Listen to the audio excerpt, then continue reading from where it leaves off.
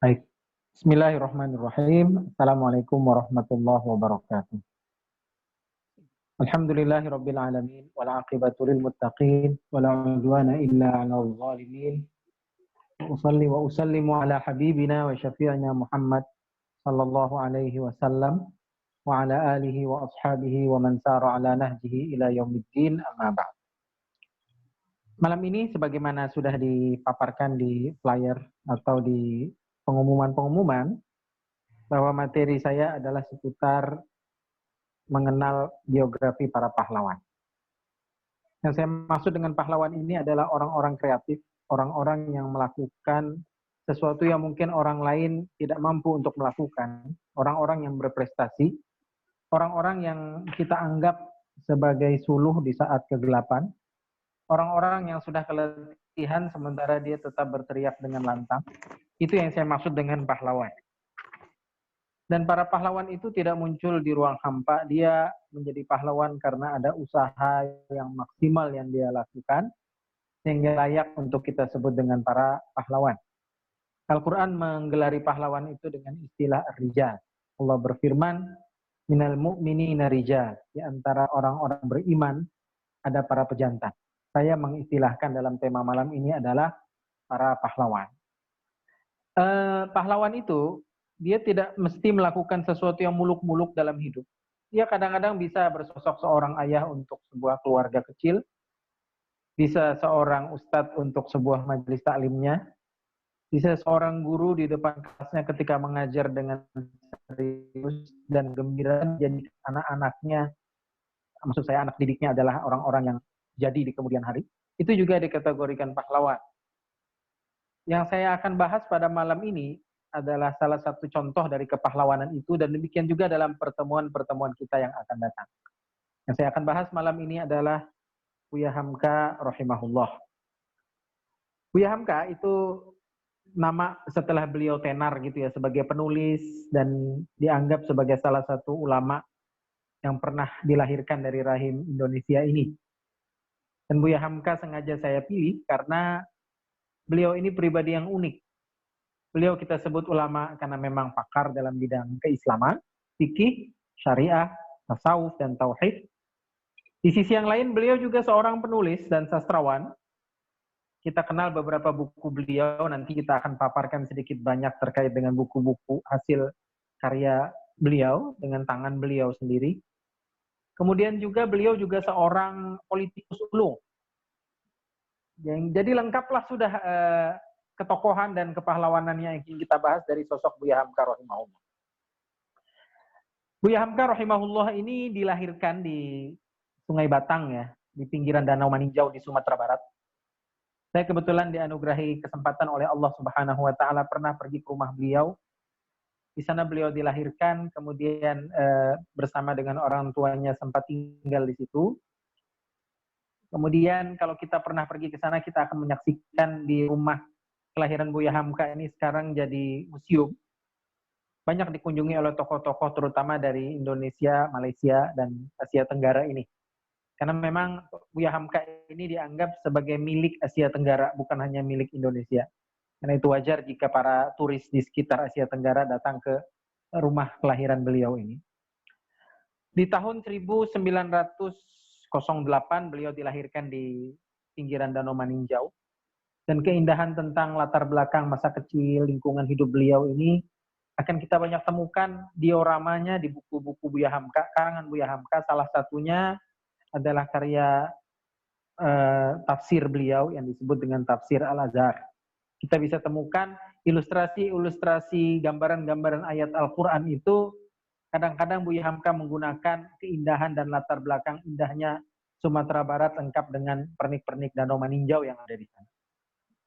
Ayah beliau adalah Abdul Karim Amrullah. Sehingga nama Buya Hamka itu nama panjangnya adalah Abdul Malik, itu nama Buya Hamka aslinya. Abdul Malik bin Abdul Karim Amrullah. Nah, ayah Buya Hamka ini adalah seorang ulama besar Sumatera Barat.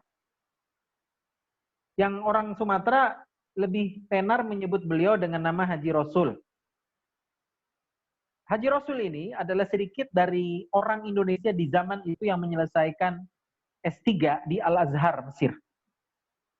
Berpemikiran terbuka, gitu ya, belajar dari seorang Indonesia yang pertama kali menjadi imam di Masjidil Haram, namanya Syekh Ahmad Khatib Al-Minangkabawi. Ini orang Indonesia, dengan bangga kita mengatakan pernah menjadi imam di Masjidil Haram. Jadi dialah yang mendahului dialah yang mendahului para imam-imam sepuh sekarang di Masjidil Haram. Itu ternyata di ujungnya ada orang Indonesia. Itu orang Minangkabau. Dan beliau inilah gurunya orang Indonesia. Ahmad Dahlan, pendiri Muhammadiyah, gurunya adalah beliau juga. Haji Rasul, ayah Buya Hamka, gurunya adalah Ahmad Khatib Al-Minangkabawi juga. Dan yang unik, guru dari pendiri Nahdlatul Ulama sekarang, Hasyim Asy'ari, adalah juga berguru kepada Khatib Al-Minangkabawi. Yang kemudian pulang ke Indonesia mendirikan gerakan Nahdlatul Ulama. Yang satu pulang ke Yogyakarta, Ahmad Dahlan mendirikan organisasi Muhammadiyah itu. Jadi asal gurunya satu. Haji Rasul dia pulang ke tanah Sumatera, kemudian menjadi salah satu pencetus gerakan namanya Sumatera Tawalib atau perguruan Sumatera Tawalib yang begitu banyak melahirkan ulama-ulama Sumatera dulu dan sekarang. Hadirin yang dimuliakan Allah Subhanahu wa taala. Jadi inilah status dari ayah Buya Hamka. Kita jadi tahu sampai di sini bahwa singa melahirkan singa. Bahwa buah tidak akan terlalu jauh dari pohonnya, dari induknya gitu ya. Akan sangat miris jika seorang ayah, satu keluarga, ternyata ayahnya seorang kenamaan, seorang tokoh gitu. Kemudian begitu baik namanya, ternyata sang singa melahirkan kancil, kan gak asik. Atau kancil melahirkan singa juga aneh gitu ya. Kita ingin keluarga kita itu satu paket gitu, melahirkan sebuah generasi yang baik. Orang tua yang baik melahirkan keturunan yang baik juga. Itu keinginan dan itu sudah kita lihat dari keluarga Haji Abdul Karim Amrullah ini. Buya Hamka, ayah Buya Hamka maksud saya Haji Rasul menikah 2 kali. Yang pertama dengan seorang wanita gitu ya, masih satu suku dengan dia, namanya Royhanah atau Royhan begitu. Kemudian meninggal di Tanah Suci, menikah kembali dengan adiknya, adik sendiri gitu, namanya Sofia. Nah adiknya ini yang mempunyai anak 4 orang, anak paling tuanya adalah Buya Hamka rahimahullah. Buya Hamka kecil atau dipanggil dengan Malik atau Abdul Malik, ya biasalah seperti anak kecil dia belajar di surau dan seperti itu tradisi orang di Sumatera zaman itu. Ini episode kisah ini seputar tahun 1908 ya. Jadi kurang lebih Perang Dunia Pertama menjelang Perang Dunia Kedua Jepang, gitu dia kisahnya. Jadi apa-apa yang saya paparkan ini mari kita tarik ke zaman kuda gigit besi istilahnya ya. Zaman Siti Nurbaya gitu, di saat teknologi militer, ekonomi kita masih morat-marit dan Indonesia tidak disebut dengan Indonesia zaman itu. Indonesia disebut dengan Hindia Belanda. Nah, jadi kalau kita perhatikan di Google, coba bapak-bapak dan ibu-ibu yang menyimak apa yang saya sampaikan pada malam ini, tokoh-tokoh Indonesia yang kemudian disebut dengan pahlawan di kemudian hari, itu rata-rata kalau dia dilahirkan di tahun-tahun seperti 1908, kewarganegaraannya bukan Indonesia, lahir Hindia Belanda, begitu. Tapi meninggal disebut di Jogja, di Jakarta, baru disebut benderanya, ditulis di Google itu benderanya Indonesia. Kalau dulu dia lahir Hindia Belanda, tapi meninggal di Indonesia, padahal tanahnya sama, airnya sama, langitnya sama langit Indonesia. Itulah nasib satu bangsa yang terjajah. Dan kita tidak ingin mengulangi sejarah kelam tentang keterjajahan Indonesia ini. Hadirin yang dimuliakan Allah. Beliau belajar di sekolah madrasah di sekolahnya.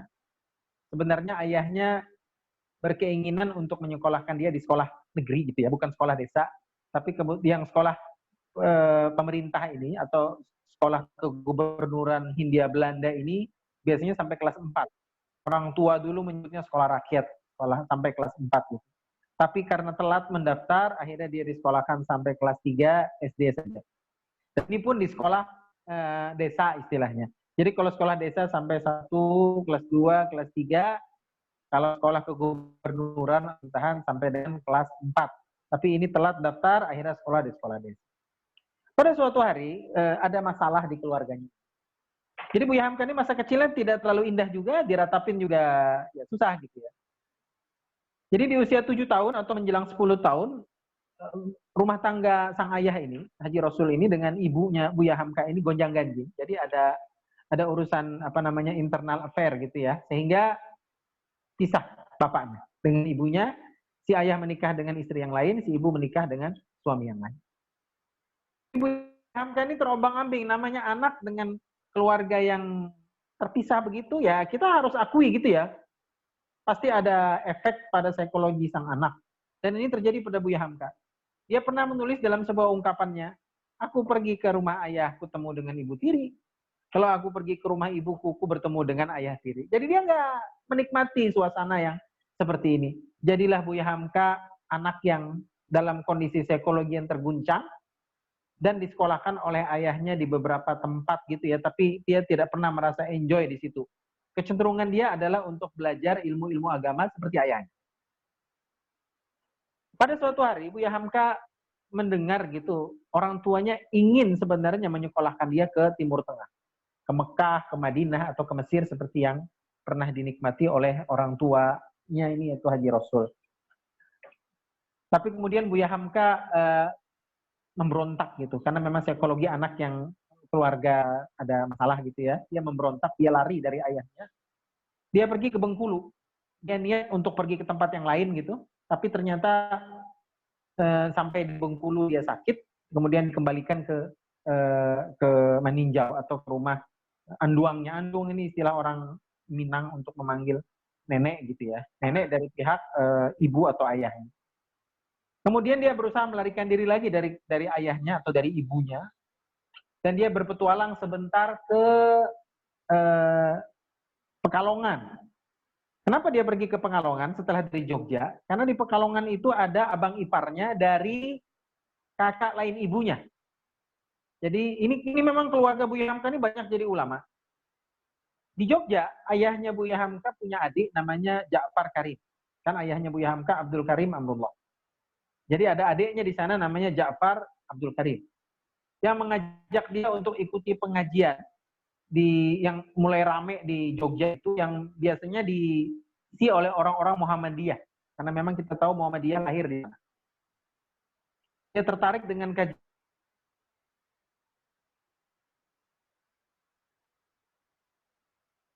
ayat Al-Quran, ditafsirkan sesuai dengan fenomena yang berkembang di masyarakat Jawa saat itu.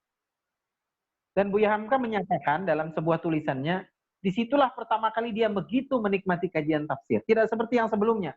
Kalau kajian-kajian sebelumnya adalah kajian kitab gitu ya, membahas satu tema, misalnya Al-Fatihah, dibahas bagaimana pendapat Imam Mazhab terhadap tafsiran ayat ini, bagaimana pendapat ulama terhadap ayat ini, perbedaan pendapat, kajian filosofisnya, kajian tauhidnya, kajian akidahnya, kajian fikihnya.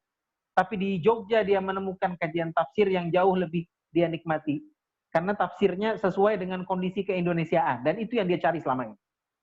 Kemudian dia pergi ke Pekalongan, sebagaimana saya sebutkan tadi. Ini dalam pelarian ini, lari dari ayah, lari dari ibu. Di Pekalongan dia ketemu dengan suami kakaknya yang juga seorang ulama dan tokoh Muhammadiyah, namanya Sultan Mansur. Dan di kemudian hari Sultan Mansur ini balik kampung gitu, dan dia juga menjadi tokoh Muhammadiyah di Sumatera Barat. Baik, kisahnya sampai di sini.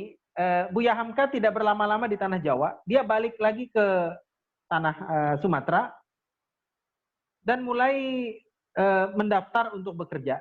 Kita sampai di sini kita garis bawahi bahwa Buya Hamka SD saja ya begitulah pendidikannya. SD saja ya selesai atau tidak selesai tidak terlalu jelas gitu. Tapi ini memang orang yang suka belajar, cari pengalaman, suka merantau. Sehingga di keluarganya Buya Hamka saking seringnya menjauh dari keluarganya, suka merantau. Tapi saya perhatikan memang orang Minang begitu karakternya, suka merantau jauh-jauh. Sehingga nama kecil Buya Hamka, selain Hamka itu, dia dipanggil dengan bujang jauh. Maksudnya selalu menjauh dari ayah, selalu menjauh dari ibu, selalu merantau kemana-mana. Saya ketika membahas Buya Hamka dengan kecenderungan suka merantau ini, saya teringat dengan Imam Syafi'i. Imam Syafi'i itu orangnya suka merantau. Dan bahkan karena seringnya merantau Imam Syafi'i ini dalam kerangka menuntut ilmu dan berdakwah, beliau menulis sebuah syair. Kata beliau, "Safir, merantaulah. Tinggalkan kampung, tinggalkan keluarga. Pergi merantau kamu. Tajidai wadon. Kamu akan menemukan gantinya aman tufariquhu atas sesuatu yang kamu tinggalkan di kampung halaman." Banyak kita akan temukan dengan merantau. Paling tidak lingkungan baru, kawan baru, mudah-mudahan rezeki baru gitu ya. Dan saya yakin pemirsa saya ini kebanyakan adalah perantau ke Balikpapan ini ya. Atau kalau paling tidak merantau di sama kota lah ya. Ada yang orang kampung baru merantau ke Wika. Ada orang tritip merantau ke Balikpapan. Yang jelas kita merantau lah ya. Dan merantau itu bagus untuk kesehatan, untuk mencari rezeki yang baru, untuk mencari lingkungan yang baru, plus juga untuk mencari lingkungan dakwah yang baru. Hadirin yang dimuliakan Allah Subhanahu wa Ta'ala. Jadi dia balik lagi habis dari Jawa, balik ke kampung halamannya, dan dia melihat kondisinya tidak ada hal yang baru untuk kepribadian dia. Akhirnya diam-diam dia berangkat di usia sekitar 15 tahun ke Makkah Al-Mukarramah. Salah satu pemicunya adalah, jadi balik dari Jawa, ada penerimaan guru untuk mengajar di sebuah sekolah di Sumatera. Salah satu syaratnya adalah selain memang punya pengalaman, juga disuruh sertakan ijazah diploma atau ijazah sarjana. Kan Buya Hamka tidak lulus sekolah apapun ya, SD aja gitu ya, sekolah kampung gitu. Dia minder.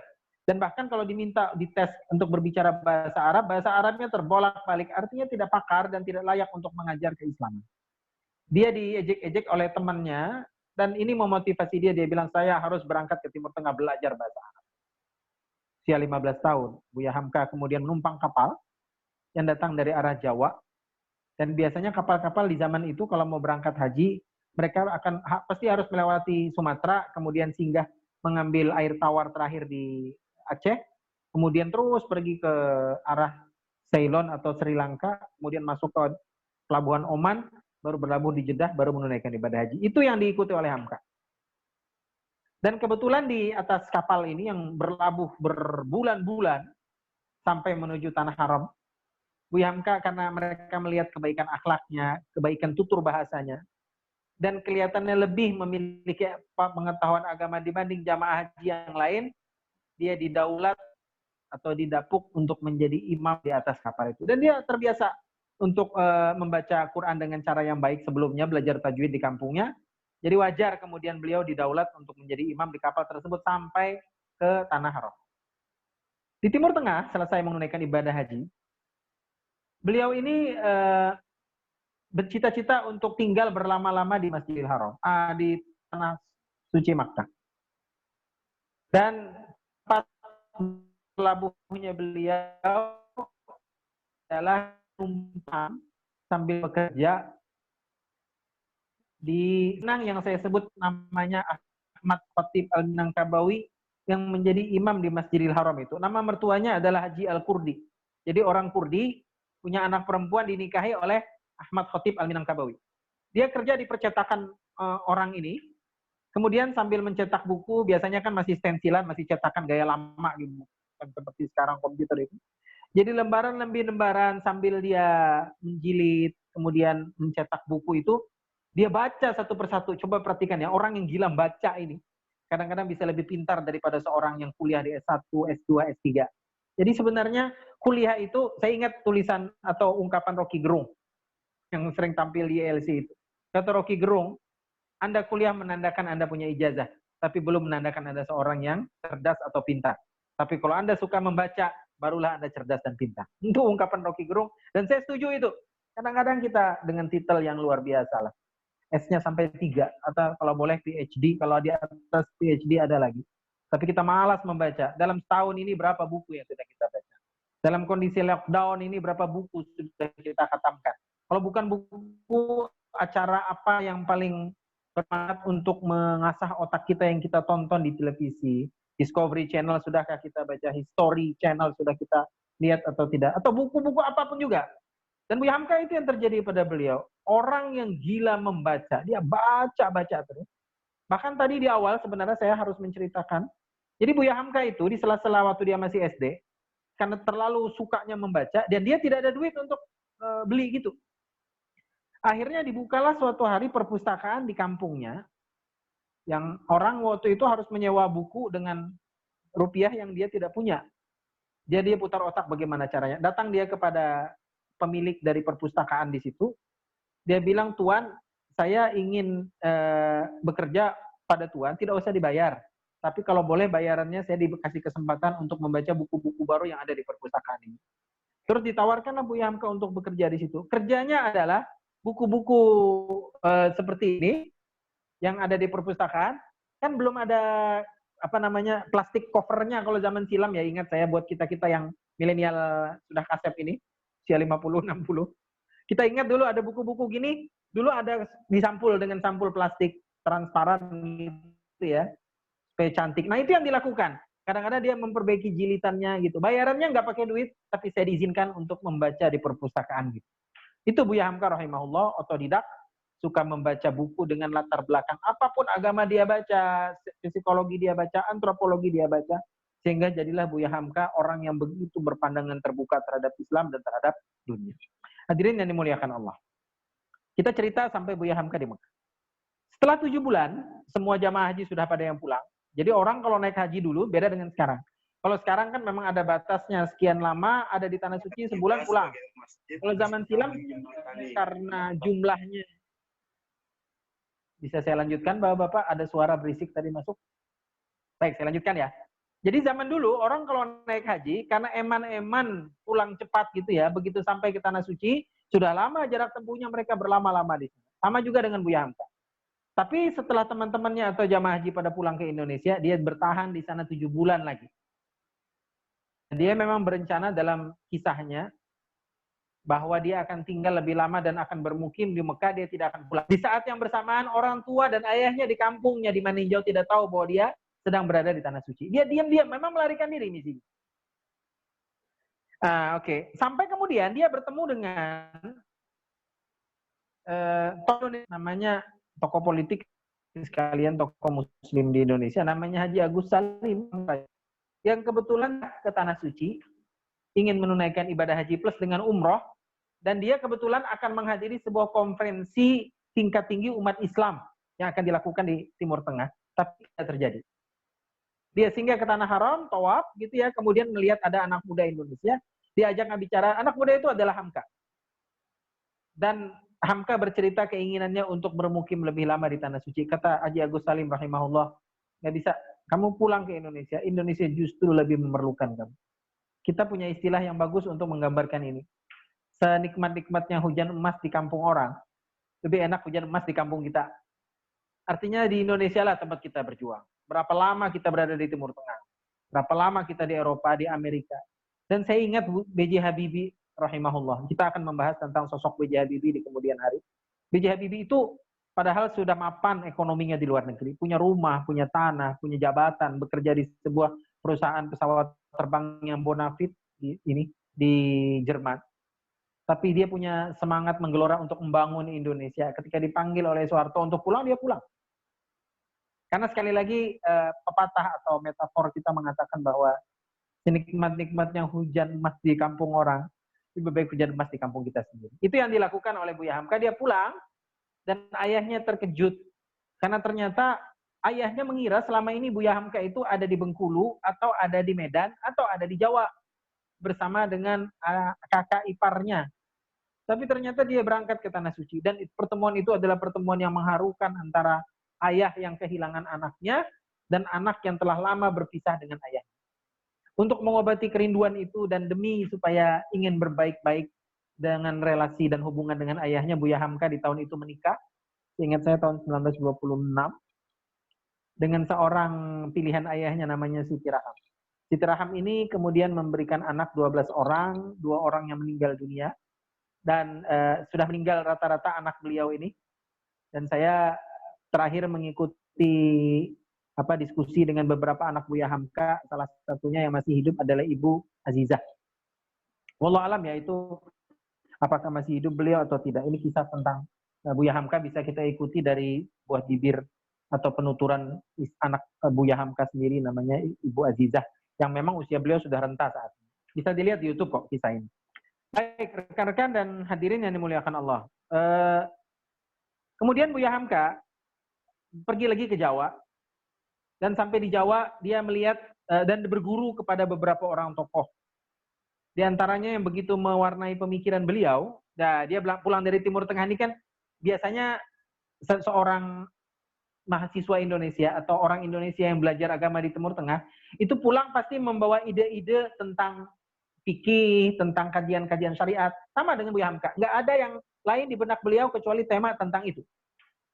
Saya juga begitu dulu. Tapi begitu bersentuhan dengan lingkungan Indonesia yang dinamis, apalagi tidak di Sumatera saja, beliau pergi ke Jawa, bersentuhan dengan tokoh-tokoh pergerakan Islam, di antaranya host Cokro Aminoto, Haji Omar Said Cokro Aminoto, yang merupakan guru sepuh dari tokoh seperti Soekarno, plus juga Alimin, yang di kemudian hari kita kenal komunis gitu ya, dan beberapa tokoh, termasuk Buya Hamka, belajarnya dari Haji Omar Said Cokro Aminoto. Terbukalah wawasan beliau bahwa Indonesia ini tidak hanya melulu berdebat tentang tema bid'ah.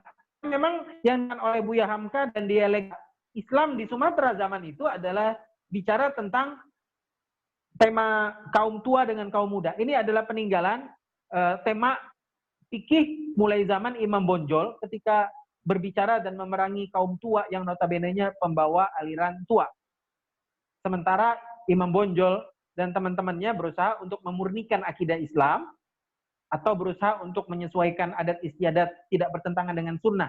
Jadi antara zaman sekarang kan sama aja temanya. Antara sunnah dengan bid'ah gitu. Dia fight-nya begitu di Sumatera. Tidak beringsut dari tema yang lain.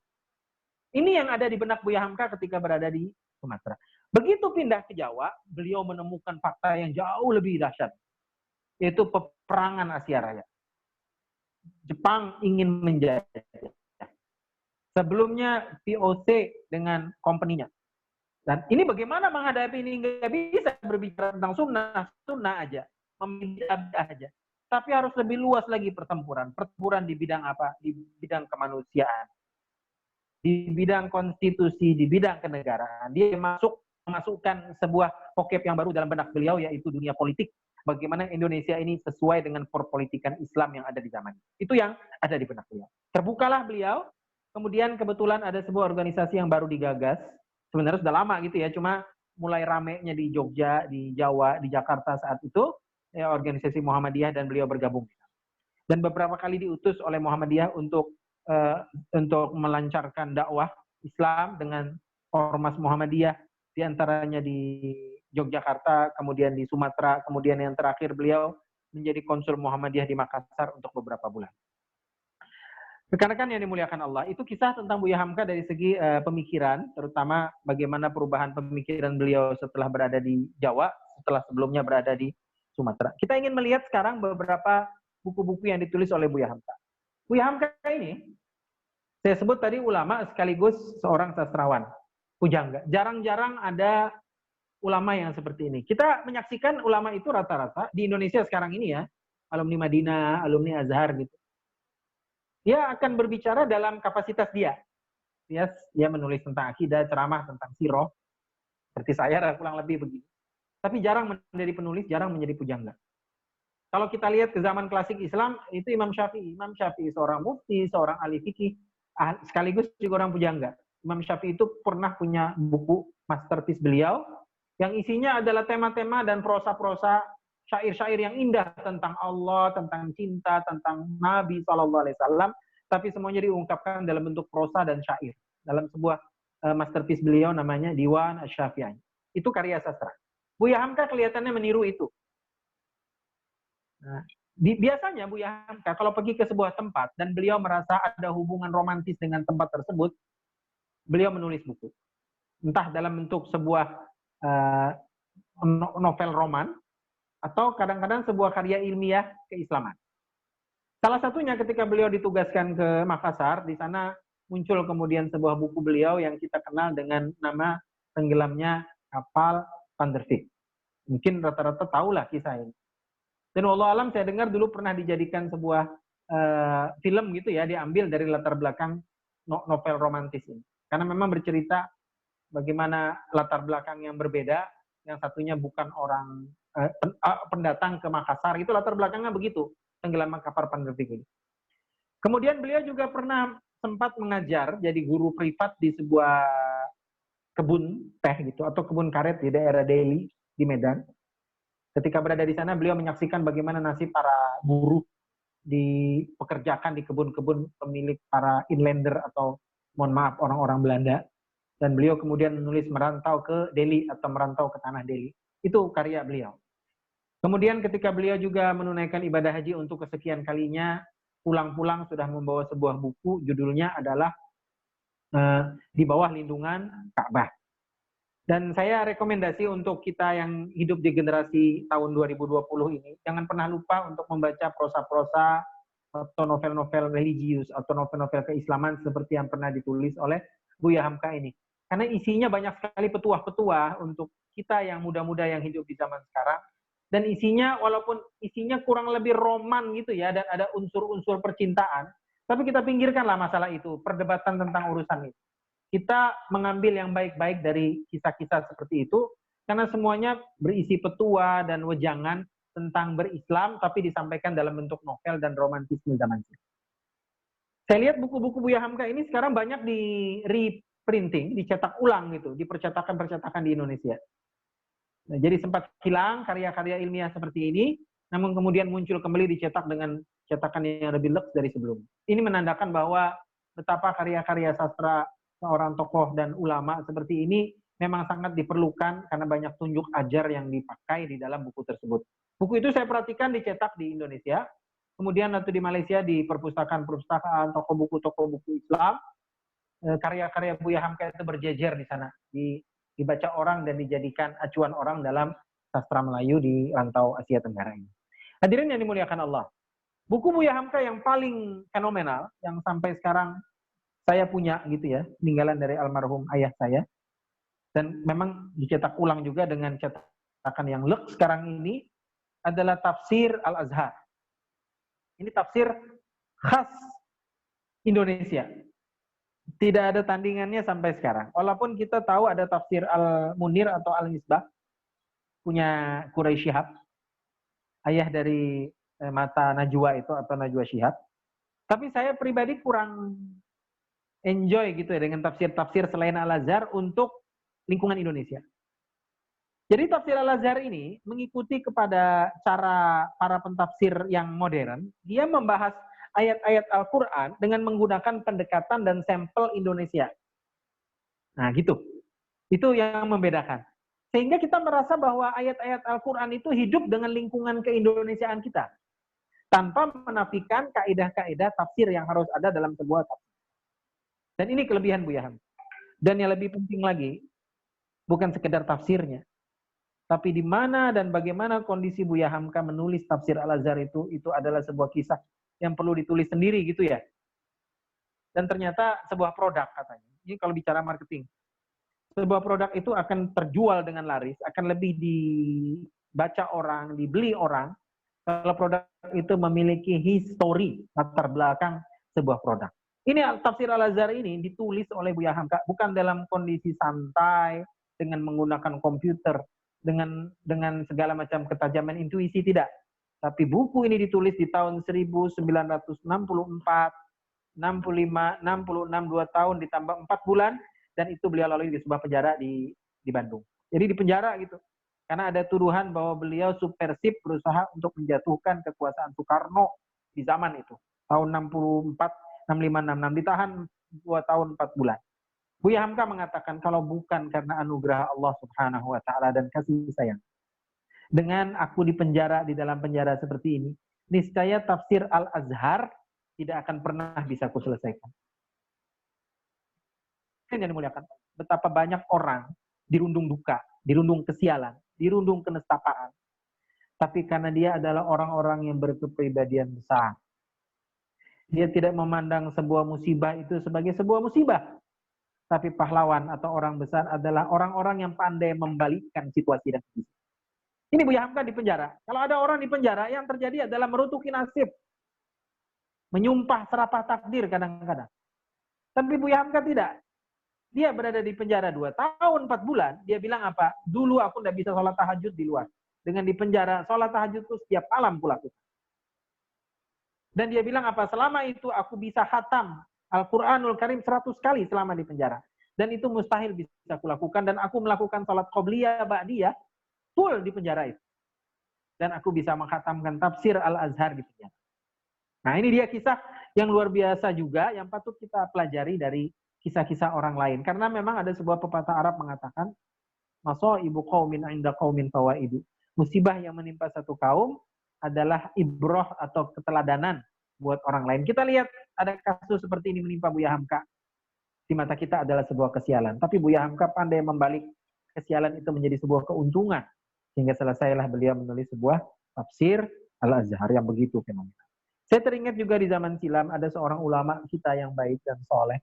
Namanya Imam Ibnu Taimiyah rahimahullah. Imam Ibnu Taimiyah itu beliau banyak menulis fatwa, menulis ada yang mengatakan tulisannya, ada yang mengatakan hasil diktenya kepada muridnya. Dan itu beliau lakukan selama di penjara. Kalau bukan di penjara, mungkin karya ilmiah seperti Majmu'ul Fatawa Imam Ibnu Taimiyah yang jumlahnya berjilid-jilid banyak itu tidak akan pernah selesai. Sekali lagi, seorang yang cerdas, seorang hero, seorang pahlawan adalah orang-orang yang sukses membolak-balik keadaan. Dari kesialan, dari kenestapaan, dari ketidakberuntungan menjadi beruntung. Kita lihat kondisi kita sekarang ini sedang berada di sebuah kondisi yang disebut dengan lockdown. Ya. Saya perhatikan di Facebook, saya perhatikan di online, ada yang mengutuk nasib, ada yang suntuk, ada yang tidak bisa berbuat apapun juga. Kenapa kita tidak berusaha merubah kondisi ini menjadi keuntungan? Mari kita jadikan kondisi seperti ini momen di mana kita melakukan silaturahmi yang lebih intens dengan keluarga. Satu. Mungkin di momen, kalau bukan di momen seperti ini, kita mungkin susah untuk bisa hataman Al-Quran. Sekarang kita lakukan dalam kondisi lockdown ini. Mungkin dalam kondisi seperti ini tidak satu buku pun bisa kita hatamkan. Kenapa tidak kita hatamkan? Saya hadirin rahimakumullah, hampir 2 buku sudah saya selesaikan selama lockdown ini. Dan banyak sekali tema-tema ilmiah di online dan di televisi sudah juga alhamdulillah saya bisa selesaikan. Jadi kita ingin merubah kenestapaan ini, tidak bisa bergerak kemana-mana dengan keuntungan gitu ya. Mudah-mudahan kita keluarnya dipercepat oleh Allah dari lockdown ini. Kemudian kita bisa cepat memasuki bulan Ramadan, bisa tarawih kembali dengan sebuah data baru di otak kita. Ternyata banyak buku yang bisa kita selesaikan. Ternyata banyak hal yang kita lalai kita lakukan selama ini, bisa kita lakukan. Kemarin ada ibu-ibu cerita sama saya, Ustadz, kata dia. Kalau bukan lockdown ini, aku nggak tahu resep-resep masak yang baru. Jadi lockdown itu ternyata mengajarkan dia untuk melayani suami lebih banyak, memasak lebih kreatif. Walaupun masaknya telur aja. Mulai hari pertama telur dadar, telur mata sapi, telur sambar balado, telur ikan, dan seterusnya. Saya bilang hati-hati, terakhir-terakhir nanti disulan semua kita selesai dari lockdown ini. Telur terus ya masak. Baik, kita kembali ke tema Buya Hamka rahimahullah. Jadi Buya Hamka selain penulis juga, ini ada beberapa kejadian dan ini terkait dengan politik ya. Buya Hamka itu dari Sumatera, beliau karena banyak tulisannya dibukukan, ekonominya kemudian menjadi lebih baik. Dan beliau ada tawaran untuk menjadi pegawai negeri di Jakarta. Ini pegawai Departemen Agama waktu itu baru ada di zaman Soekarno dengan Menteri Agama yang pertama adalah Wahid Hashim. Wahid Hashim ini adalah Menteri Agama RI yang pertama, anak dari pendiri NU Hasyim Asy'ari. Hanya namanya Wahid Hashim. Jadi beliau di bawah departemen yang dipimpin oleh Kiai Haji Wahid Hashim ini ada lowong gitu ya, terutama untuk dosen. Diangkatlah Buya Hamka, beliau ke Jakarta. Beliau diminta untuk mengajar di 3 kampus ya, yang satu di IAIN Jakarta, sekarang namanya UIN. Kemudian satu lagi di IAIN Jogja, kemudian satu lagi di salah satu perguruan tinggi Islam di Makassar. Nah, 3 ini. Jadi itu kegiatan beliau. Sampai kemudian beliau memilih untuk bergabung dengan sebuah partai politik muslim baru. Tahun 1955 itu kan banyak banget partai politik muncul. Salah satunya membawa nama Islam. Namanya Masyumi, Majelis Syuro Muslimin Indonesia. Beliau menjadi wakil itu dan menjadi salah satu senator di parlemen. Beliau punya kawan di dunia perpolitikan ini dalam satu partai yang seide gitu ya. Salah satunya adalah M. Nasir, kemudian Isa Ansari. yang memiliki latar belakang Persis. Yang 3 serangkai ini dikenal sebagai singa podium dan singa politik Islam. Tema mereka adalah berbicara tentang apakah yang menjadi dasar republik ini. Apakah Pancasila yang barusan dicanangkan oleh Soekarno atau Islam? Itu dia perdebatannya. Bagi Masyumi, harga mati. Islam harus dijadikan sebagai sumber dalam bernegara. Tapi saya pribadi berusaha memahami tekanan psikologi yang dibawa oleh Soekarno. Jadi Soekarno ketika memerdekakan Republik Indonesia, dia dihadapkan dengan Bhinneka Tunggal Ika yang di dalamnya ada bermacam-macam agama yang membentang dari Sabang sampai Merauke, dari Pulau Miangas ke Pulau Rote. Itu banyak betul gitu. Yang dipikirkan oleh Soekarno tentunya berbeda dengan yang dibawa oleh Hamka dengan latar belakang Muslimnya, Anatir dengan latar belakang Muslimnya, Isa Ansari dengan latar belakang Persisnya. Pasti ini membawa Islam. Tapi Soekarno dia lebih membawa nasionalisme, yang ingin menyatukan semua agama, semua kebinekaan ini. Jadi dia berpikir dalam kerangka platform. Saya sampaikan tema ini kemana-mana dengan sangat hati-hati ya, karena ini perlu kita kritisi. Tapi sudahlah, saya berusaha memikirkan sebagaimana sudut pandang Soekarno. Dia berpikir sebagai bapak bangsa yang ingin, dia tahu memang mayoritas Muslim, tapi supaya jangan mengganggu eksistensi umat lain, dia berpikirnya secara platform. Platform itulah yang disebut dengan Pancasila. Titik. Sementara bagi Hamka nggak bisa. Jadi rame ini dialektika ini. Nah, gitu dia. Belum lagi di tahun-tahun terakhir menjelang G30 SPKI, orang-orang PKI ini dianggap memiliki suara mayoritas di parlemen. Pewarnaan parlemen adalah pewarnaan kiri. Nah, berarti ada kedekatan dengan penguasa saat itu. Dan orang-orang yang tidak cocok dengan PKI ini dihantam habis-habisan. Buya Hamka mendapatkan 2 tuduhan. Yang pertama, tulisan Buya Hamka yang sebelumnya kita baca dengan tenggelamnya kapal Van der Wijk, dituduh oleh seorang penulis PKI, namanya, wallahu alam, saya nggak tahu sudah meninggal apa masih hidup. Sudah gaib terakhir itu. Penulis kiri namanya Paramudia Anantatur. Ini penulis kiri. Ini sangat produktif menulis. Saya dulu suka membaca tulisan orang kiri ini karena bagi saya ini adalah ilmu. Kita tinggal kita yang menepisnya dan memfilternya. Mana yang bagus, bagus, yang tidak buang. Tulisan Paramudia menyerang Buya Hamka yang Islamis ini. Kata dia, Buya Hamka menulis tenggelamnya kapal Van der Wijk itu bukan murni karya dia, tapi sebuah plagiat, sebuah jiplak, ngerpek. Dari tulisan seorang Prancis yang diterjemahkan ke dalam bahasa Inggris oleh Lutfi, seorang penulis Mesir namanya Lutfi Al-Mamluti. Kemudian diberi judul tulisan Prancis diterjemahkan dalam bahasa Arab ini dengan sebuah novel dalam bahasa Arab namanya Magdalena. Nah, jadi Buya Hamka ngerpek dari ini, dari Magdalena ini kemudian dikasih latar belakang dan tokoh-tokoh khas Indonesia supaya menghilangkan jejak plagiat ini, dikasih judul tenggelamnya kapal Van der Wijk. Itu tuduhan dari kaum kiri. Tuduhan yang kedua adalah berasal dari Soekarno yang memang diisikan oleh orang kiri.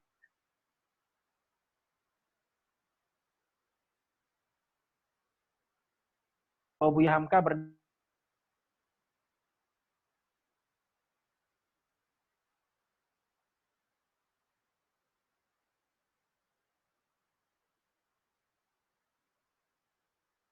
kecuali 2 waktu aja siksaan itu berhenti. Yang pertama pada waktu makan, yang kedua pada waktu sholat. Penyiksanya akan berhenti mempersilahkan dia makan. Selesai makan, hajar lagi, sundut rokok lagi. Dan Buya Hamka dalam salah satu tafsirnya bercerita bahwa bagaimana salah satu kukunya itu dipijak dengan disiksa oleh penyiksanya sebagai sipir penjara itu dengan menggunakan kaki dari meja, diduduki di sana. Sampai hampir tercabut itu kuku Buya Hamka rahimahullah. Nanti kalau menjelang waktu sholat, beliau akan dipersilakan untuk sholat, habis itu disiksa meneh. Sakit, perih gitu. Dan disitulah kata Buya Hamka dalam tafsirnya, satu-satunya tempat aku kembali adalah Allah Subhanahu wa Ta'ala, ketika beliau membicarakan tentang ayat Qul huwallahu ahad, Allahu samad. Katakanlah, dialah Allah yang Maha Esa, Allah tempatnya lah semua makhluk bergantung, Allahu samad. Hadirin yang dimuliakan Allah Subhanahu wa Ta'ala. Jadi ini masalah beliau di akhir dari kekuasaan Soekarno. Di zaman Soeharto berkeinginan untuk berbaik-baik dengan kaum Islam. Salah satunya dengan Buya Hamka. Dan Soeharto itu ingin membuktikan bahwa dia tidak ada masalah dengan kaum muslimin. Di antaranya dibentuknya sebuah bank Islam namanya Bank Muamalat. Itu di zaman Soeharto itu. Diambil dari tabung haji dan saya dengar sedikit sahamnya dari keluarga Cendana, baru dibuatlah sebuah bank baru Islam murni namanya Bank Muamalat. Kemudian yang kedua, pelaksanaan ibadah haji dipermudah. Kemudian yang ketiga, dibuatlah sebuah organisasi yang independen, tidak berada di bawah pemerintah dan tidak berada di pihak manapun juga, namanya Majelis Ulama Indonesia. Ini Majelis Ulama Indonesia ini sejatinya berusaha untuk mengakomodir keinginan pemerintah, kebijakan pemerintah, ada tempelnya keislaman dengan adanya MUI, begitu rencana pemerintah zaman itu. Tapi di sisi lain, harus juga mengakomodir suara-suara rakyat, terutama dari sisi keislaman mereka. Nah ini dia dilemanya Majelis Ulama zaman itu. Dia tidak boleh terlalu ke atas, akan dekat dengan penguasa, tidak boleh dekat juga dengan rakyat, karena nanti penguasa akan marah. Itu dilemanya. Buya Hamka mengatakan begitu. Jadi dia harus ada di tengah-tengah lembaga independen. Pemerintah yang mengajukan lembaga seperti itu ditanggapi oleh ulama, berkumpul 30 orang ulama.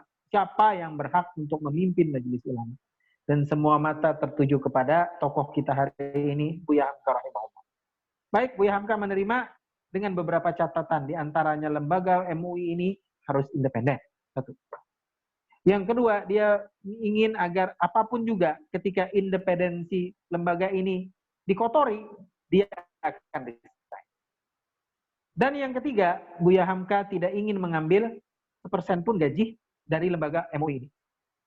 Dan memang ada tambahan sedikit, beliau ingin supaya kantor MUI ini tidak di Masjid Istiqlal, tapi di Masjid Al-Azhar, di Kebayoran Baru. Gitu ya. Ini dia keinginan-keinginan beliau dan semua pun terjadi. Nah hadirin rahimakumullah, sebelum kita lanjutkan tentang tema MUI ini, Buya Hamka yang kita tahu dari awal tadi tidak memiliki ijazah dan pendidikan secara formal, tapi kita pernah membaca bukan bahwa nama beliau di awalnya adalah Profesor Doktor Buya Hamka. Itu bagaimana ceritanya? Jadi Buya Hamka seumur hidupnya pernah mendapatkan gelar doktor, tapi bukan doktor akademis loh. Ini doktor honoris causa, doktor kehormatan. Yang memang biasa diberikan oleh perguruan tinggi baik dalam atau luar negeri. Dipilih tokoh-tokohnya dari manapun juga, jika tokoh itu memang berjasa untuk bidang kemanusiaan, keilmuan sesuai dengan spek yang diajukan oleh kampus tersebut. Yang orang Arab menyebutnya biasanya istilah ini doktor kehormatan ini atau honoris causa ini dengan nama Ustaziyah Al-Fakhriyah, doktor kehormatan. Orang bule menyebutnya honoris causa. Pertama beliau dapatkan dari Universitas Al-Azhar. Ketika beliau bersama dengan Presiden Soekarno habis menunaikan ibadah haji singgah ke tahun sekitar 1965 ke atas gitu ya. Beliau singgah di Al-Azhar, kemudian beliau ceramah tentang keindonesiaan, keislaman keindonesiaan dan bercerita tentang sosok pembaharu Mesir dan dunia Islam namanya Muhammad Abduh dan tema pembaharuan yang ada di Sumatera, Jawa dan seluruh Indonesia. Yang tema ini, tema Muhammad Abduh ini justru orang Mesir sendiri tidak terlalu menguasai. Padahal Muhammad Abduh itu tokoh Mesir. Nah, ketakjuban orang Mesir dengan sosok Buya Hamka yang begitu menguasai bahasa Arab, menguasai Muhammad Abduh dan tema yang dibawakan, menyebabkan beliau mendapatkan gelar doktor honoris causa.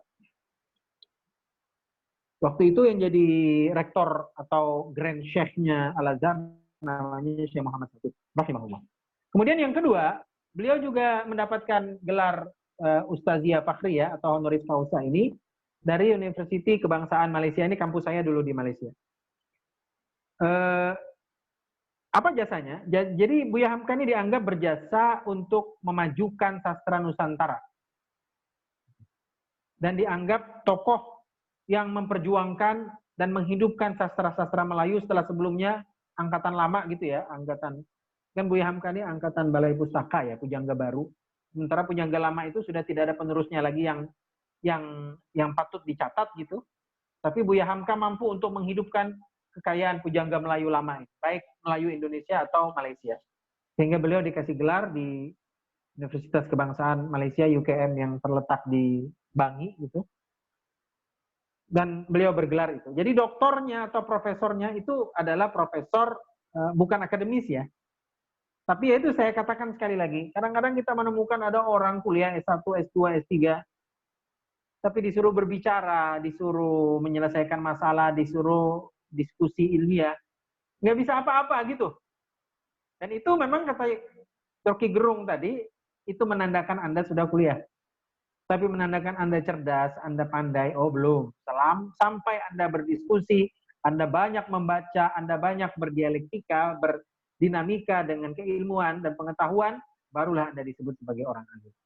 Itulah Buya Hamka rahimahullah. Kita kembali ke tema MUI tadi. Ada beberapa kejadian yang patut kita perhatikan terkait dengan MUI. Jadi Presiden Soeharto berkeinginan supaya ada konsep yang dibuat versi Departemen Agama saat itu di zaman Orde Lama, namanya toleransi beragama. Dibuatlah konsepnya, diantaranya adalah menyatukan atau mensinkronkan dua hari raya yang kebetulan hari raya Idul Fitri dengan hari raya Natal datangnya bersamaan. Itu di zaman itu. Jadi 25 Desember di zaman Buya Hamka pernah terjadi bersamaan dengan hari raya Idul Fitri umat Islam. Dan Departemen Agama, seingat saya waktu itu adalah Alam Syah Ratu Prawira Negara, sudah meninggal beliau ini, menyetujui konsep toleransi itu, artinya saling mengucapkan selamat Natal. Dan orang-orang tetangga sebelah mengucapkan selamat Idul Fitri. Begitu. Yang ini tentunya ditentang oleh para ulama yang tergabung dalam Majelis Ulama Indonesia, salah satunya pemimpin Majelis Ulama Buya Hamka. Kata Buya Hamka nggak bisa. Ini pendapat yang mayoritas memang dipakai oleh Buya Hamka. Walaupun kita harus akui ada beberapa ulama yang mengatakan masih bisa untuk mengucapkan Natal. Tapi saya memaparkan apa yang terjadi dalam sejarah ya, bahwa Buya Hamka menolak untuk mensahkan dan membolehkan itu. Menteri Agama waktu itu, Alam Syah Ratu Prawira Negara, diutus oleh penguasa Orde Baru untuk datang ke Buya Hamka dan meminta Hamka menarik fatwa larangan untuk saling mengucapkan selamat Natal kepada pihak lain dan mereka mengucapkan. Tapi Buya Hamka tidak bergeming. Sehingga kemudian beliau ingat dengan sebuah komitmen beliau, kalau ada intervensi dari penguasa, beliau akan mundur. Dan dia memang mundur. Itu kurang lebih tahun 1980-an, 81 menjelang kematian beliau. Dan itu yang melatar belakangi kemudian kenapa Buya Hamka mundur dari Majelis Ulama Indonesia. Dan beliau adalah ketua Majelis Ulama yang pertama. Ada hal yang harus kita catat yang mungkin tertinggal. Buya Hamka ini yang dicatat oleh anaknya, namanya Irfan Hamka. Dalam buku beliau, judulnya Ayahku. Buya Hamka itu adalah sosok atau pribadi yang tidak pendendam. Dan memang saya banyak membaca buku dan pengamatan orang terhadap Buya Hamka ini. Karakter dan akhlak beliau itu satu yang perlu dicatat. Bukan sosok pendendam. Ilustrasinya adalah Soekarno, itu kan kita tahu dia punya sesuatu dengan Buya Hamka dan Buya Hamka pun begitu. Padahal dulu Soekarno pernah menganggap waktu zaman mudanya, ketika dia bertemu dengan ayah Buya Hamka, ayah Buya Hamka itu menganggap Soekarno adalah seperti anak kandungnya sendiri. Jadi istilahnya Soekarno dengan Buya Hamka ya keluarga gitu. Tapi politik lah yang memisahkan mereka. Nasionalisnya Soekarno berhadapan dengan Islamisnya Buya Hamka.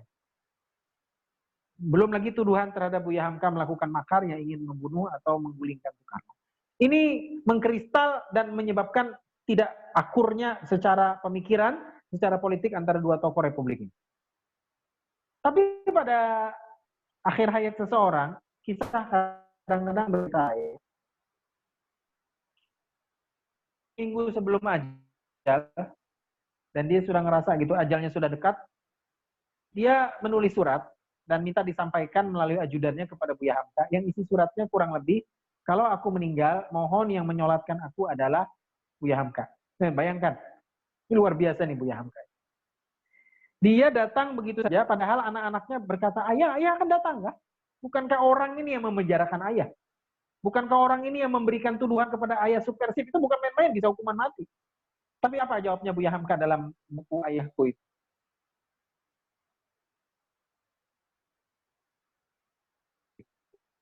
Itu urusan dia dengan Allah Subhanahu wa taala. Kewajiban aku adalah menyolatkan sebagai seorang yang diminta untuk menyolatkan, dan itu aman. Buya Hamka datang, tidak ada dendam satu. Tadi saya menyebut di awal tokoh kiri yang namanya Pramudia Anantatur. Ini tokoh kiri. Dia selalu menyerang Buya Hamka lewat sebuah buletin lekra, buletin kiri ini. Komunis dalamnya semua penulisnya. Jadi pokoknya yang bau-bau Islam, tulisan-tulisan tokoh-tokoh masyumi, tokoh-tokoh kanan istilahnya, itu dihajar sama kelompok kiri. Tapi yang unik, Pramudia Anantatur ini pernah mengirim anaknya yang bernama Astri bersama dengan calon suaminya yang non-muslim, kebetulan Chinese, untuk diislamkan dan plus dikawinkan. Sebagai saksinya atau penghulunya adalah Buya Hamka. Kita bisa kebayang ya. Jadi orang yang memusuhi Buya Hamka kemudian minta tolong kepada Buya Hamka. Jadi orang yang memusuhi Buya Hamka pada akhirnya meminta tolong kepada Buya Hamka agar anaknya yang perempuan ini ingin dinikahi oleh seorang non-muslim. Dia nggak mau. Dia bilang kalau non-muslim ini ingin menikahi anak perempuanku, dia harus menjadi mu'alaf dulu. Dan yang berhak untuk memu'alafkan dia adalah Buya Hamka. Nanti pada gilirannya akan menjadi orang yang saksi atau yang mengawinkan mereka berdua. Anak Pramudia Anantatur adalah tokoh kiri.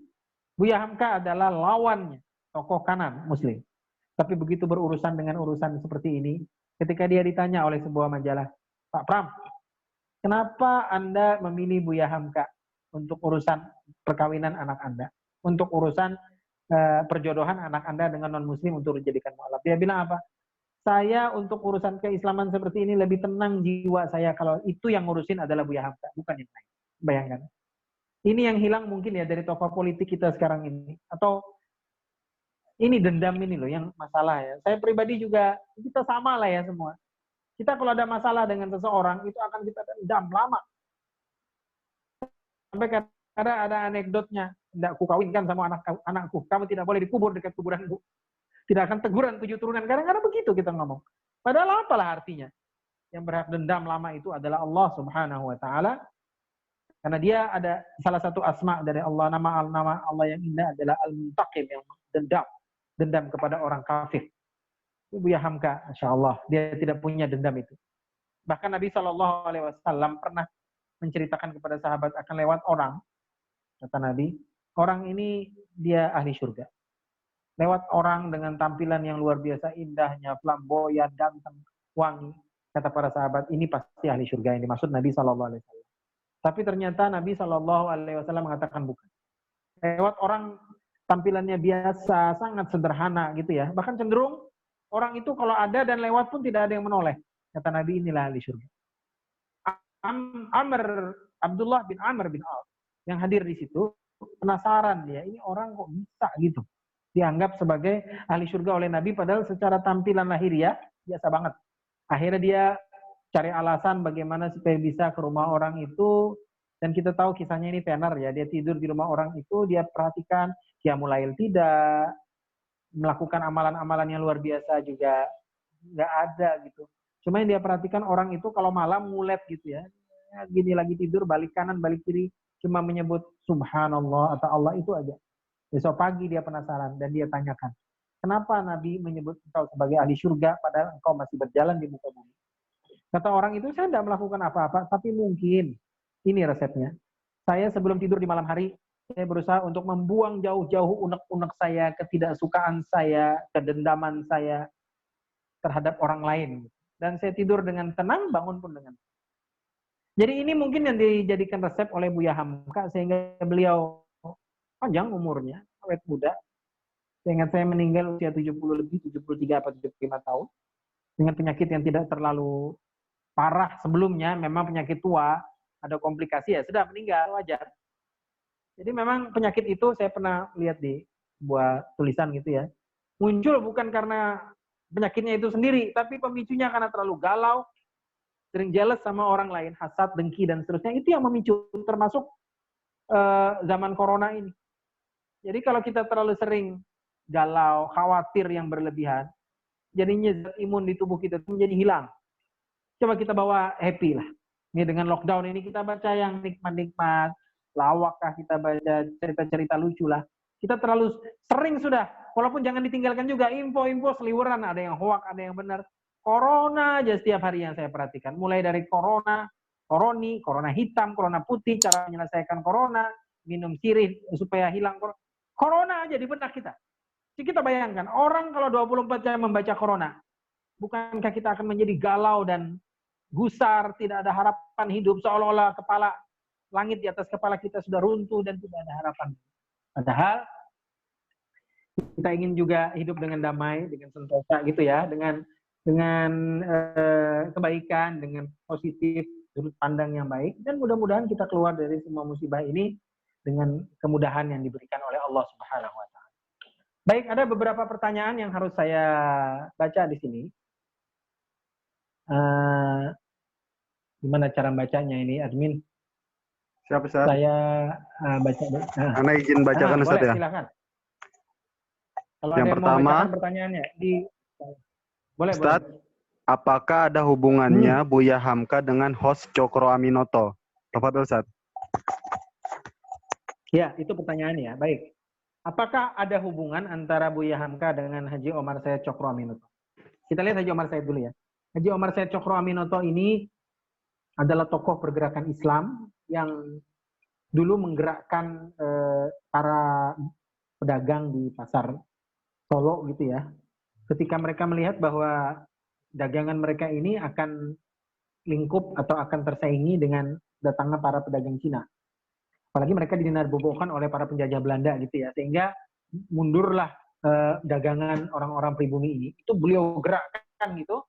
Nah, memang landasannya adalah bahwa dagang itu adalah bagian dari doktrin Islam, dan perdagangan itu adalah bagian dari sunnah Nabi Shallallahu Alaihi Wasallam, sehingga beliau membuat sebuah gerakan namanya Syarikat Islam.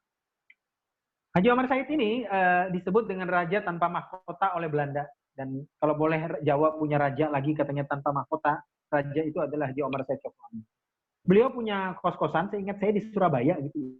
Beberapa orang pernah ngekos di sana, di antaranya adalah Alimin, yang kemudian menjadi tokoh komunis. Kemudian Soekarno di situ juga dia ngekos di sana. Dan Buya Hamka. Jadi karena beliau ini adalah tokoh Islam, tokoh pergerakan Islam, dan tokoh syarikat Islam, Buya Hamka pastinya belajar ke beliau. Jadi ini hubungannya adalah hubungan guru dengan murid. Nah, apa yang dipelajari dari ini bukan tema tentang fikih, bukan, tapi yang dipelajari dari Haji Omar Said Cokro Aminoto adalah bagaimana menggerakkan bangsa dengan mengatasnamakan Islam supaya membebaskan diri dari penjajah. Jadi beliau belajar pergerakan Islam pertama kali, gurunya adalah Haji Omar Said Cokro Aminoto. Guru yang sama menjadi guru Insinyur Soekarno yang merupakan bapak pendiri Republik Indonesia. Itu untuk tanggapan saya terkait pertanyaan yang pertama. Silakan yang berikutnya. Baik, Ustadz, ini ada lagi. Assalamualaikum Ustadz. Menurut literatur yang Ana ketahui, pengertian pahlawan terdiri dari pahla dan wan. Maksudnya pahla ya pahala dan wan adalah orangnya. Jadi pengertian pahlawan adalah upaya manusia untuk mencari kebenaran, dan kebenaran hakiki adalah al-haqqu birabbik. Yang Ana akan sampaikan pertanyaan, apakah di zaman now ini adakah upaya manusia mencapai kebenaran yang hakiki dalam segala aktivitas dan permasalahan dalam hidup dan kehidupannya? Syukron Ustadz. Wassalamualaikum warahmatullahi wabarakatuh. Halo Ustadz. Halo. Assalamualaikum. Halo, Assalamualaikum. Waalaikumsalam. Ya, belum anunya, lainnya kurang bagus. Coba diulang. Pertanyaan terakhir aja, yang terakhir. Yang apakah terakhir, sekarang zaman now ini? Apakah di zaman now ini adakah upaya manusia mencapai kebenaran yang hakiki dalam segala aktivitas dan permasalahan dalam hidup dan kehidupannya? Ya, di zaman sekarang ini semua manusia, apalagi manusia Muslim, tetap harus berusaha untuk mencapai kebenaran hakiki. Dan kebenaran yang hakiki itu, kita sebagai manusia muslim hanya mengakui dua hal kebenaran mutlak itu. Yang pertama Al-Quran, karena itu berasal dari Allah Subhanahu wa Ta'ala. Yang kedua adalah sunnah Nabi Shallallahu Alaihi Wasallam sebagai sebuah tafsiran yang paling sempurna terhadap Al-Quran. Itu cara kita atau tool kita untuk mencari kebenaran hakiki. Allah berfirman, Al-haqqu mir rabbik. Kebenaran itu adalah berasal dari Tuhanmu, Allah Subhanahu wa Ta'ala. Nah, jadi cara kita untuk mencapai kebenaran hakiki itu adalah sesuai dengan Al-Quran dan Sunnah. Nah, cuma masing-masing orang, karena dia hidup dalam lingkupnya yang berbeda, dia sebagai seorang dokter, pasti dia melatar belakangi cara pandang dia itu dengan pengalaman dia sebagai medis. Saya sebagai ustadz, sebagai guru, lebih mudah gitu ya, karena ada bahasa yang saya kuasai, sehingga lebih mudah untuk memahami bahasa Arab, Al-Quran, dan hadis Nabi. Ada lagi orang dengan latar belakang bapak rumah tangga, kepala rumah tangga, ibu rumah tangga, atau masyarakat umum, berusaha memahami sesuai dengan kemampuan dia pahami. Dan Allah tidak memberikan beban kepada setiap kita kecuali dengan kemampuan yang kita diberikan oleh Allah Subhanahu wa Ta'ala. Tapi usaha untuk mencapai kebenaran itu harus terus kita lakukan sampai titik darah penghabisan. Dan Allah berfirman, la yukallifullahu nafsan illa wus'aha. Allah tidak membebankan setiap diri kecuali sesuai dengan kemampuannya. Seorang guru, seorang ustadz, dia dalam memahami kebenaran itu beda tentunya dengan masyarakat awam. Nah, gitu ya. Tapi semuanya berusaha untuk masuk ke lingkaran kebenaran itu. Tapi tidak boleh juga mengklaim kita paling benar gitu ya. Kita semua adalah penuntut ilmu, berusaha setiap kita semaksimal mungkin untuk menjadi semakin dekat dengan Allah Subhanahu wa Ta'ala. Wallahu a'lam. Ya, lagi yang lain? Ini karena kita waktu sampai 21.30, masih ada 3 pertanyaan Ustadz. Apakah mau diselesaikan 3 ini Ustadz? Atau gimana? Kayaknya pekan depan aja deh. Atau ini mungkin coba satu lagi Ustadz ya. Ini kita sesuaikan urutan aja Ustadz ya. Assalamualaikum warahmatullahi wabarakatuh. Ustadz, di zaman itu bagaimana keadaan sosial politik saat itu? Iya. Jadi Buya Hamka, kita harus membaca setiap tokoh yang dipaparkan dalam biografi manapun juga disesuaikan dengan kondisi zaman itu. Supaya kita jangan muluk gitu. Kadang-kadang kita berpikir, kenapa ya orang itu seperti itu? Ya memang kondisinya seperti itu gitu. Jadi ini bagus pertanyaan ini. Jadi bagaimana kita memahami Buya Hamka dalam kondisi perpolitikan dan sosial di zaman itu? Jadi Buya Hamka itu hidup di rentang waktu, beliau dilahirkan di tahun 1908, meninggal di tahun 1981. Jadi sekitar 73 kurang lebih lah umur beliau. Berarti beliau mengikuti kondisi Perang Dunia Pertama, kurang lebih ya, akhir Perang Dunia Pertama, ikut Perang Dunia Kedua. Kemudian tahun 42 ketika Jepang menjajah, menggantikan sekutu, paling berapa tahun itu? 42, 43, 44, 45 masuk kemudian Inggris dan Belanda ke Indonesia. Ini ikut semua gitu. Nah itu kondisinya, kondisi perang Buya Hamka itu. Jadi kenapa kemudian salah satu sebab Buya Hamka dijadikan sebagai pahlawan nasional, itu karena sumbangsinya dalam pertempuran memerdekakan Republik Indonesia. Satu. Yang kedua, kalau kita membaca buku sejarah, kita menemukan bahwa Buya Hamka itu pernah dituduh sebagai antek Jepang. Orang yang kalau nggak paham mengatakan betul ini Buya Hamka nih seperti itu. Padahal Buya Hamka membela diri. Jadi kan kita tahu tahun 1942 Belanda menyerah dan sekutu secara umum di Asia Pasifik itu dengan kedatangan Jepang.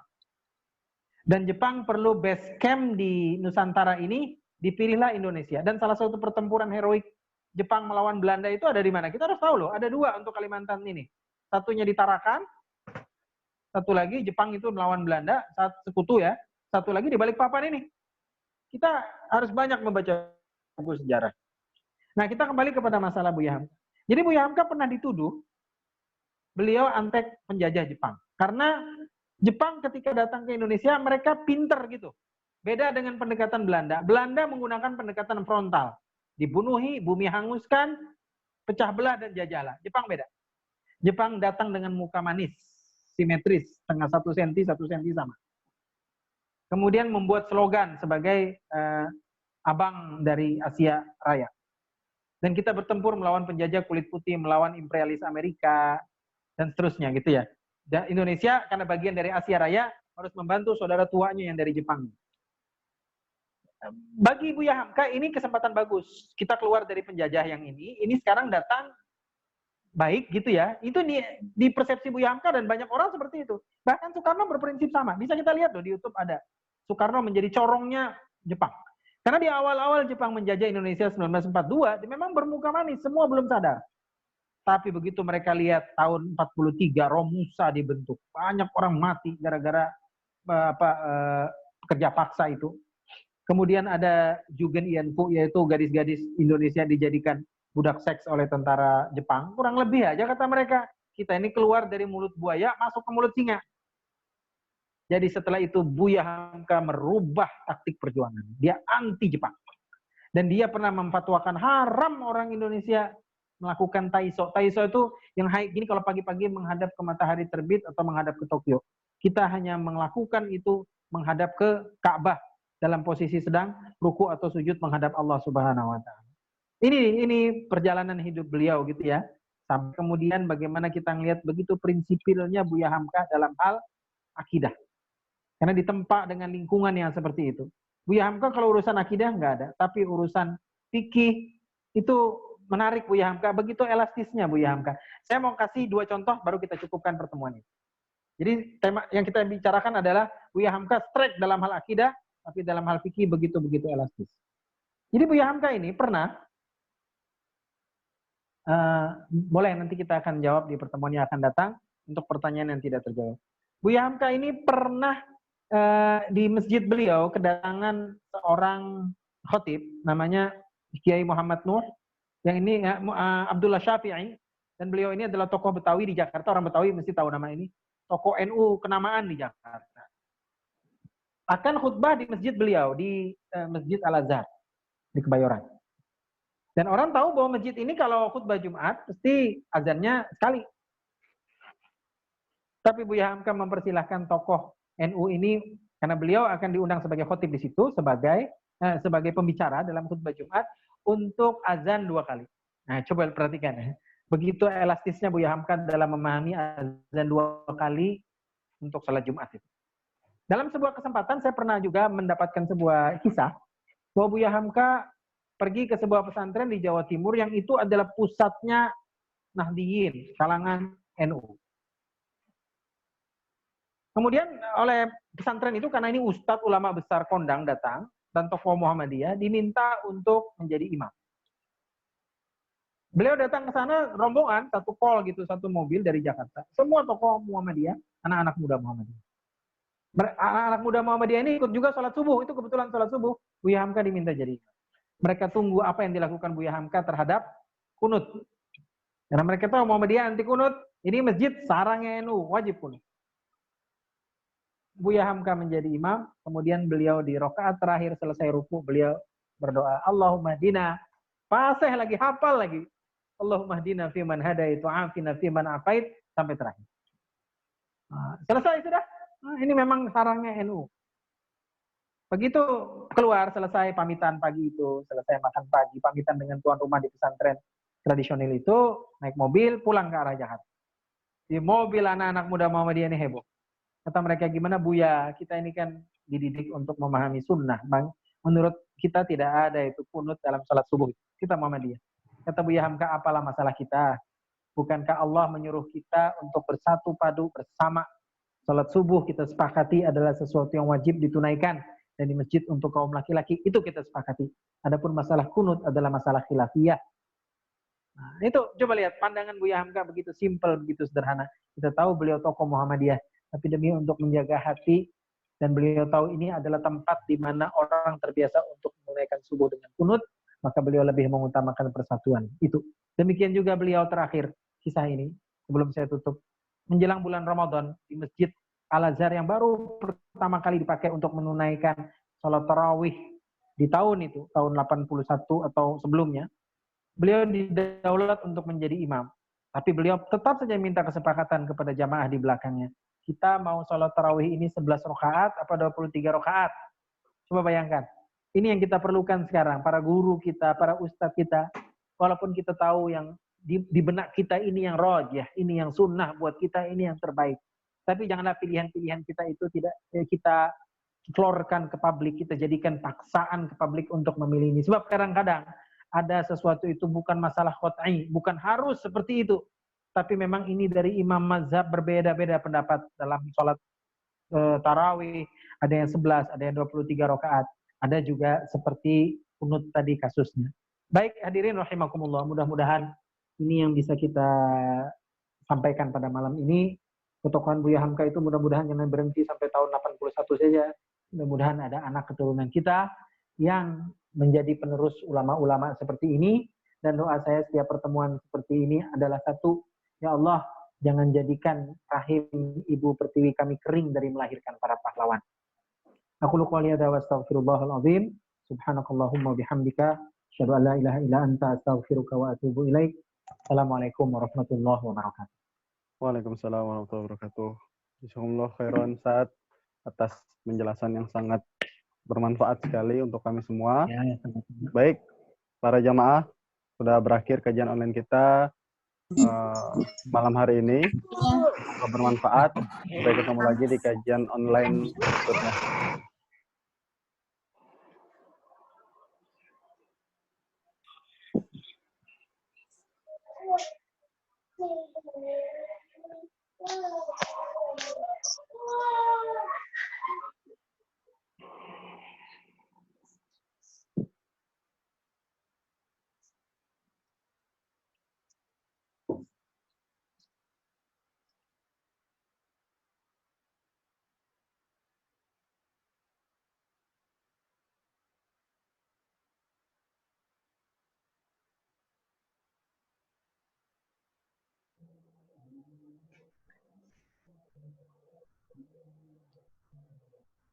Mohon izin untuk mengambil alih karena moderatornya keluar, mungkin jaringannya sedang sulit di sana. Jadi terima kasih untuk jamaah yang telah mendengarkan kajian online ini dengan tema para pahlawan dengan judul besar tentang Buya Hamka. Semoga salam ini tetap masih bisa menebar kebaikan-kebaikan di setelahnya, tetap mengadakan kajian-kajian meskipun ke dalam keadaan online, insya Allah tetap mendapatkan pahala seperti kita datang ke kajian seperti biasanya di Assalam. Mari kita sama-sama akhiri dengan doa kafaratul majelis, dan saya tutup dengan wassalamualaikum warahmatullahi wabarakatuh.